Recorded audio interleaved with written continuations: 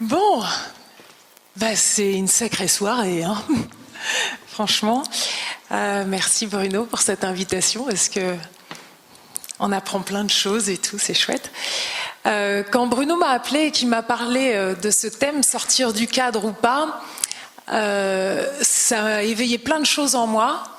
Et en fait, j'ai commencé à réfléchir et je me suis rendu compte que ça fusait tellement dans tous les sens que ça me donnait mal à la tête.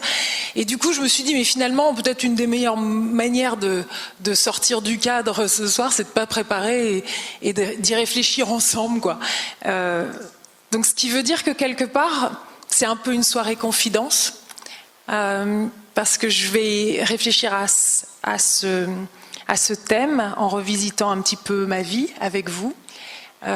Et donc c'est un exercice que j'ai jamais fait de cette façon-là, donc je suis un petit peu intimidée parce que c'est pas évident, mais je me dis que c'est un thème qui est très riche, donc bravo de l'avoir trouvé.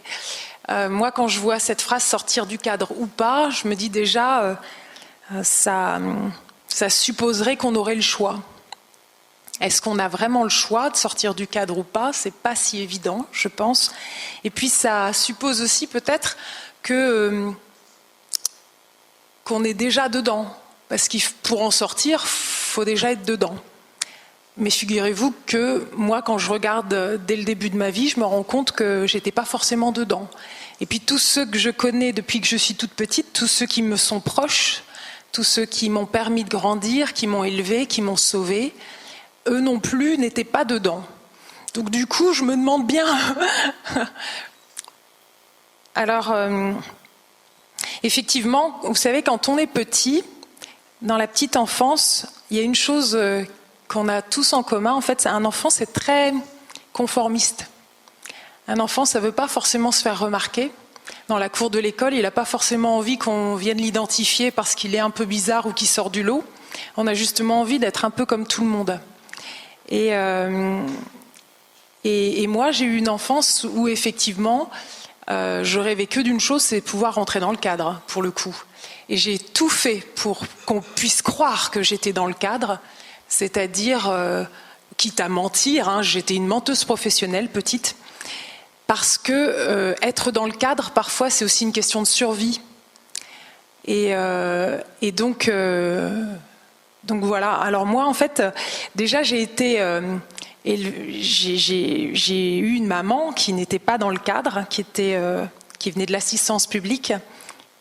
Et ça a été une enfance assez difficile pour elle, ce qui fait qu'à 15 ans, elle a fugué pour partir à Paris, tenter sa chance, sans argent, sans études, sans famille. Donc, pas simple. Et elle avait vraiment vécu une vie de bohème.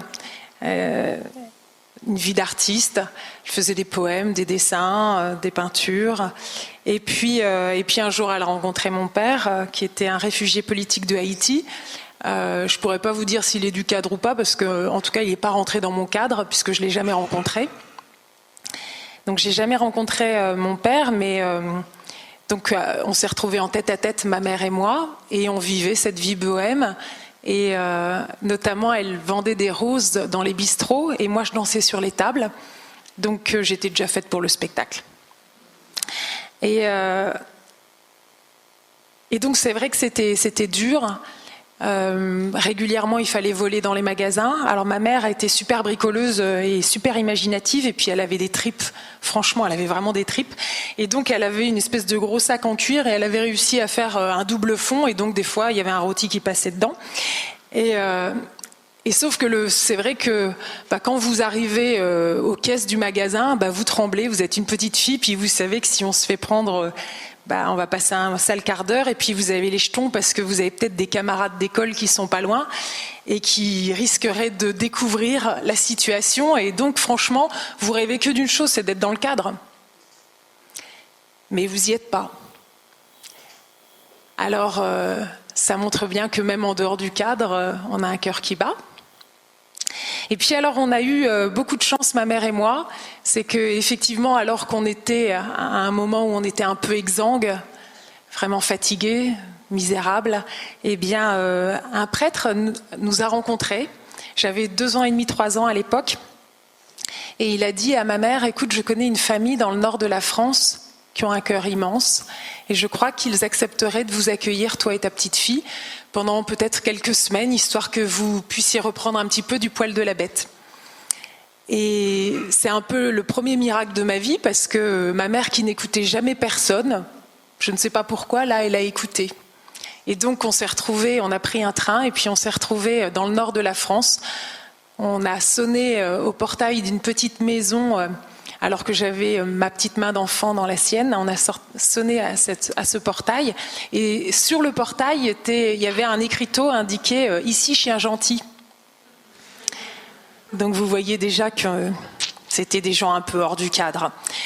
Mais c'était bien plus que ça. C'est vrai que c'était une petite maison, donc une petite maison d'une petite ville de province dans la banlieue lilloise, à Croix.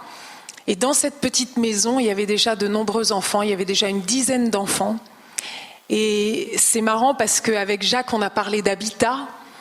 Et effectivement, on avait une petite maison où les gens avaient un cœur tellement immense qu'ils ont su pousser les murs. Parce que franchement, la maison, elle craquait. Mais ils ont quand même trouvé de la place pour moi et ma maman. Et effectivement, on a pu reprendre du poil de la bête. On a été accueillis. Et en fait, on s'est rendu compte peu à peu que ma mère avait des problèmes psychiatriques. Et donc, ce qui fait que régulièrement, on a commencé à l'interner à l'hôpital psychiatrique. Et donc, c'était quelques semaines, puis quelques mois. Et en fait... chaque fois qu'elle était internée, eh bien, j'allais dans cette famille qui est devenue ma seconde famille et qui est devenue ma famille adoptive. Et puis dès qu'elle sortait, je retournais avec elle. Ce qui fait que j'ai fait des allers-retours pendant toute mon enfance. Et donc là encore, vous voyez, c'est même plus qu'il y a un cadre ou il n'y a pas de cadre. Est-ce que c'est un double cadre ? Parce que d'un côté, j'étais fille unique en tête-à-tête avec ma mère et je devenais de plus en plus la mère de ma mère. Par la force des choses. Et puis de l'autre côté, j'étais une enfant prise dans une grande famille où il y avait de plus en plus d'enfants, parce qu'il faut savoir que mes parents adoptifs, au bout de leur aventure, eh bien, ils auront adopté, sauvé une vingtaine d'enfants venus du monde entier. Des enfants qui étaient, pour le coup, là encore, on peut le dire, considérés comme hors du cadre, puisqu'ils étaient considérés comme inadoptables. Je ne sais pas si vous imaginez ce que ça veut dire, ce mot inadoptable, accolé sur le front comme ça d'un petit enfant. C'est quand même d'une cruauté absolue. Ça sonne comme une condamnation, quoi. En gros, pour ce petit enfant, c'est déjà foutu, ou alors ça va être très très compliqué pour lui, il va falloir qu'il rame. Et qu'est-ce qui fait qu'un enfant peut être considéré comme inadoptable ? Il y a 3 raisons principales. C'est un enfant qui est déjà trop âgé, parce que les couples cherchent en priorité des bébés, des tout jeunes enfants. C'est un enfant qui a déjà eu un parcours chaotique et qui donc souffre de traumatisme, alors ça complique les choses. Et puis ça peut être aussi un enfant qui souffre de handicap très lourd, trop lourd. Et puis parfois c'est un petit peu de tout ça à la fois. Et chaque fois que mes parents tombaient sur un enfant qui correspondait à ce cas d'inadoptable, eh bien à chaque fois ils avaient le cœur brisé et ils se disaient on ne peut pas le laisser de côté, on le prend. Et c'est comme ça que la famille a grandi. Et donc c'est là où vous voyez un petit peu, là encore, un couple complètement atypique qui lui aussi refuse le cadre. En tout cas, si le cadre, ça veut dire la mort d'un enfant ou la brisure d'un destin, eh ben, ils le font péter, le cadre. Et pourtant, ils n'ont pas forcément les moyens de le faire. Parce que mes parents adoptifs, ce sont des gens tout simples du nord de la France qui n'avaient pas de fortune personnelle ni rien. Donc ça veut dire qu'à chaque enfant qu'ils décident d'accueillir dans leur petite maison, eh ben, c'est un grand risque. Un risque financier, c'est une nouvelle bouche à nourrir. Comment est-ce qu'on va finir le mois ? Toutes ces questions-là, je peux vous dire qu'ils les avaient. Mais voilà, ils avaient identifié qu'il y avait une urgence, un enfant à sauver. On ne se pose pas plus de questions que ça. On le sauve, puis on verra après. Et on trouvera les solutions. Et donc, c'est extraordinaire de voir que, oui, on n'a jamais manqué de rien. Les miracles ont suivi, finalement. Et donc, ça valait la peine de prendre ce risque. Et c'est là où moi je suis épatée, parce que finalement mes parents ont fait péter le cadre, mais pas pour se faire remarquer, pas pour des raisons XY, c'était pour sauver. C'était pour aimer. Et je parle souvent de prendre le risque d'aimer, qui pour moi est totalement l'équivalent de prendre le risque de vivre. Parce que franchement, vivre sans aimer, je ne sais pas à quoi ça ressemble, mais certainement pas de la vie, quoi. Et donc oui, même pour aimer, il faut prendre des risques, et peut-être même surtout pour aimer, il faut prendre des risques. Et c'est là qu'on commence vraiment à avoir le cœur qui bat. Alors il faut savoir que quand je raconte cette histoire, très souvent aujourd'hui, les gens sont souvent émerveillés. Ils trouvent que c'est une très belle histoire. Pourtant, à l'époque, c'est pas du tout comme ça que ça a été vécu. Quand j'ai fait mon livre, La petite fille à la balançoire, c'est vrai que j'ai été voir mes parents pour leur poser des questions aussi, parce que quand on est petit, il y a plein de choses dont on ne se rend pas compte. Et en fait, je me suis aperçue que quand on se remet dans le contexte de l'époque, on est à la fin des années 60, début des années 70, quand mes parents décident d'adopter tous ces enfants qui ne leur ressemblent pas, qui sont des enfants qui sont de toutes les couleurs et qui en plus, il y a un petit côté cours des miracles, certains sont handicapés, etc. Eh bien, ça a été très très mal perçu dans le quartier. On est dans une petite ville de province et à l'époque, quand on adoptait un enfant qui vous ressemble. Un couple de Français adoptait des petits blancs. Et c'était un secret de famille, le fait qu'il ait été adopté. C'était qu'une fois grand que peut-être on lui avouait que tu es adopté.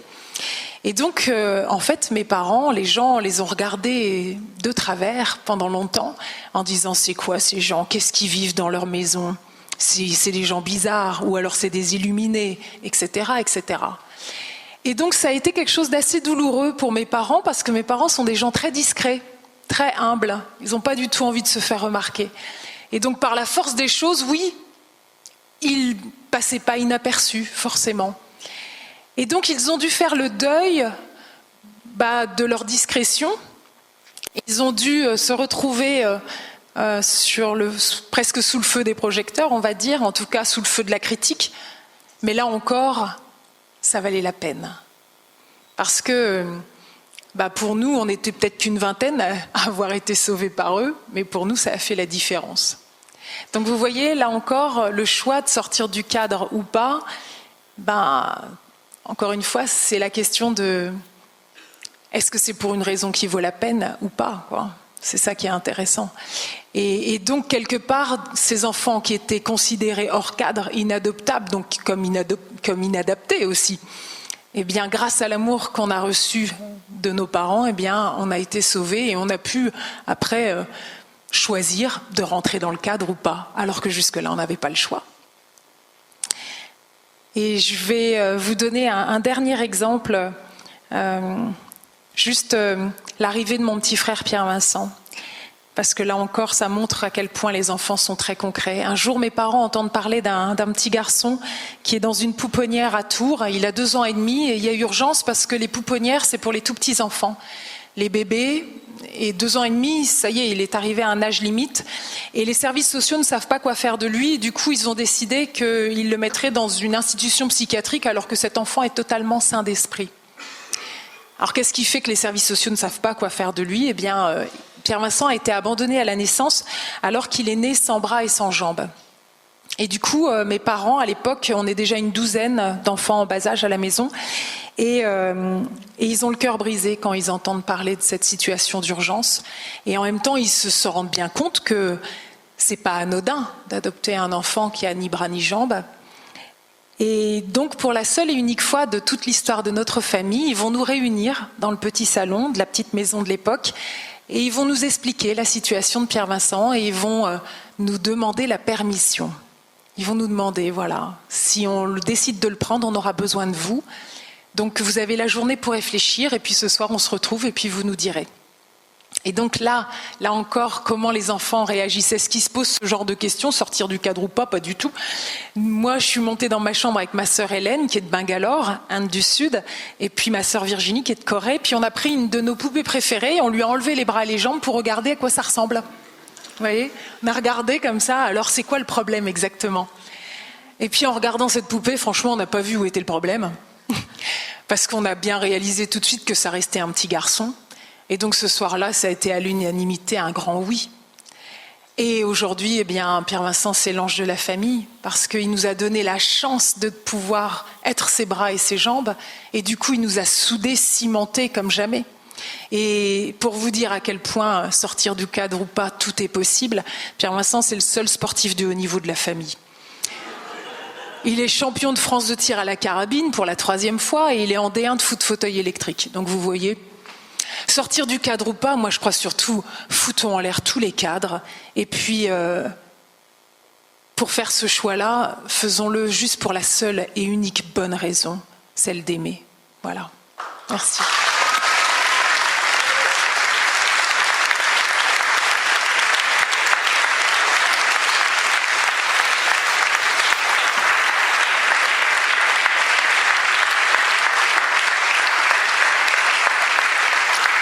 Merci. Merci Frédéric. Avant de prendre une question, je voudrais juste quand même que tu nous parles de ton projet. Pour le coup, comme tu l'as dit, moi je viens de la télé, j'ai fait 20 ans de télé, j'ai commencé à New York, à Londres, j'ai travaillé dans le monde entier. Et en 2008, j'ai posé un regard critique sur le monde des médias d'aujourd'hui, surtout sur celui de la télé, parce que c'est là que je sévis depuis tout ce temps. Et je me suis dit, en fait, la télévision aujourd'hui, les 3/4 du temps parle du pire de nous. Et je me suis dit que, vu les enjeux, il était peut-être urgent de parler du meilleur et du fait que nous sommes capables de bâtir le meilleur. Et d'un coup, j'ai repensé à mon histoire de famille et je me suis dit, mais finalement, mes parents, ce sont des héros. Des héros de l'ombre, des héros dont personne ne parle, des héros humbles, parce qu'ils n'ont pas fait ça pour la gloire.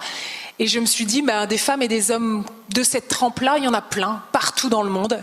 Ils n'ont pas tous adopté 20 mômes, mais ils s'attaquent à des problématiques de société très concrètes et ils trouvent des solutions à force de niaque, de détermination, d'imagination. C'est pour ça que ça s'appelle le projet Imagine.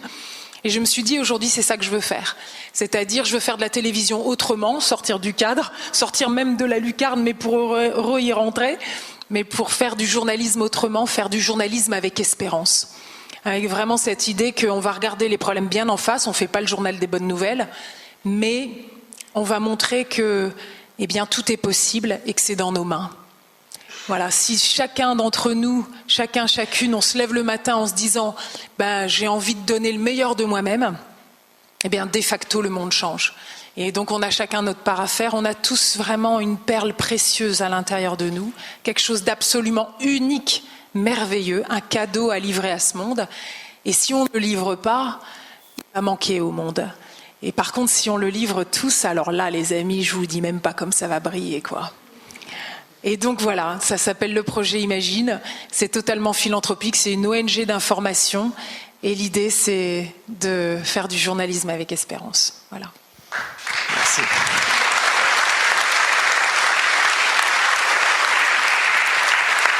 Merci, Frédéric. Est-ce qu'on a une question? Est-ce que quelqu'un veut poser une question? Bonsoir, bravo. À part qu'on aurait bien voulu que tout d'un coup vous disiez voilà mes parents, je vous les présente, on avait envie de les connaître. J'ai bien aimé votre analyse sous le prisme de l'amour, mais parfois on peut se dire on ne sort pas du cadre justement par amour, et voire même par sacrifice. Donc vous répondez quoi à cette question? Waouh, quelle question. Je ne sais pas si j'ai vraiment la réponse, mais c'est vrai que finalement, je me dis, le cadre, c'est vraiment quelque chose à l'intérieur de nous-mêmes, finalement. C'est-à-dire que quand je disais au tout début, on a le choix ou pas, c'est vrai que, moi je parlais d'une situation matérielle où là, j'avais pas le choix, mais après, à l'intérieur de soi, on trouve toujours une liberté, quoi. Et donc, si finalement une personne par amour va sacrifier certaines choses, c'est peut-être parce qu'elle a trouvé une autre source, une autre forme de liberté à l'intérieur d'elle-même. En tout cas, c'est ce que je l'espère. Parce que je pense que dès lors qu'on vit l'amour, on a ouvert la plus grande des lucarnes, quoi. On a vraiment ouvert quelque chose de merveilleux, il me semble. Mais bon, je ne sais pas à quoi vous pensez exactement. Donc, voilà. Merci de ton témoignage.